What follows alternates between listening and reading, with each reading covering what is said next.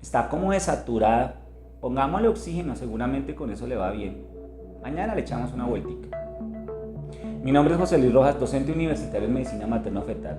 Esta es la revista académica del Dr. Rojitas. Seguimos con nuestro firme propósito de compartir conceptos que estamos seguros van a ser de utilidad clínica.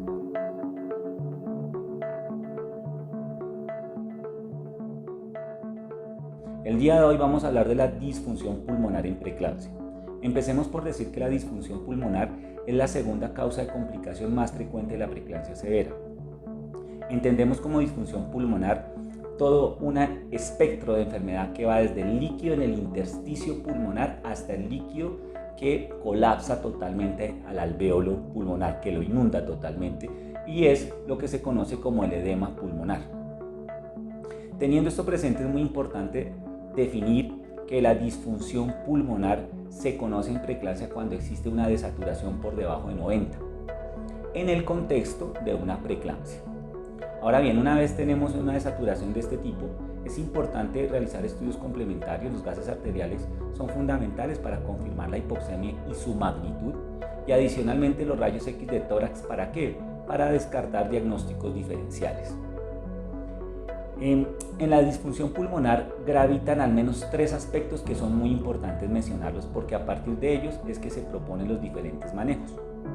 Empecemos por decir, primero, hay un aumento de la permeabilidad endotelial. Recordemos que en la preeclampsia básicamente se define como una disfunción placentaria que va a originar una activación endotelial anormal.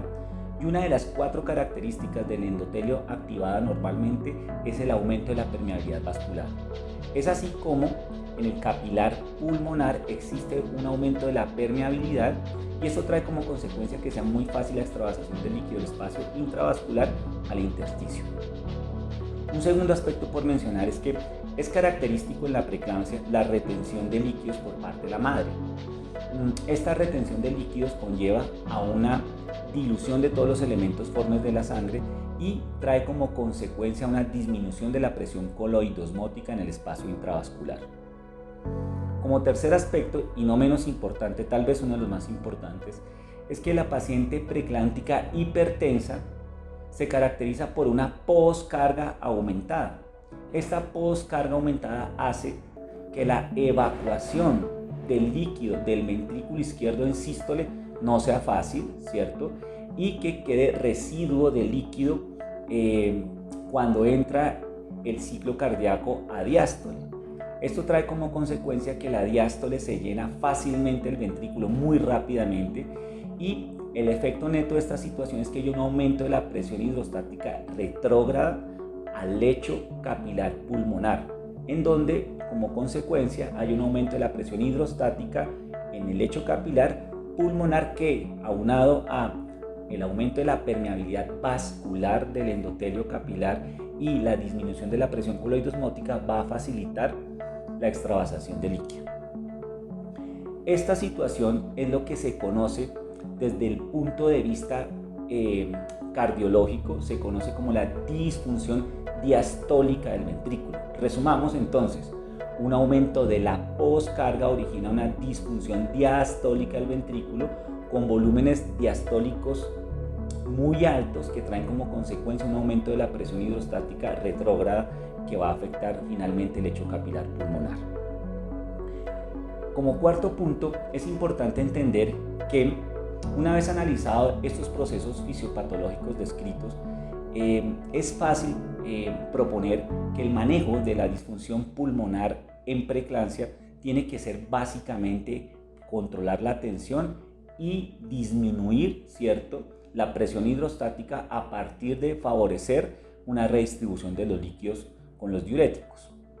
La gran mayoría de pacientes responden a este tipo de manejo, es decir, controlar la tensión, y con el diurético la inmensa mayoría de las pacientes salen de su disfunción pulmonar y no tienen mayor problema.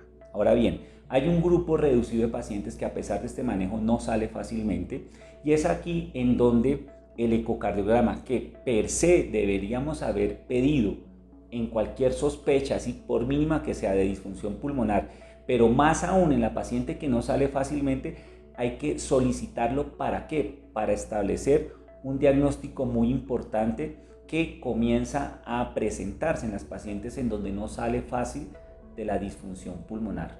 ¿Cuál es ese diagnóstico? La disfunción sistólica.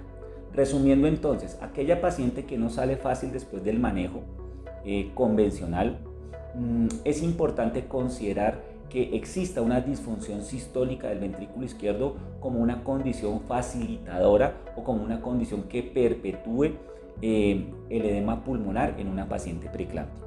Estaríamos entonces con el diagnóstico probable de una miocardiopatía periparto, que será motivo de otro video. Resumiendo entonces lo que hemos comentado en este video, la disfunción pulmonar es bastante frecuente.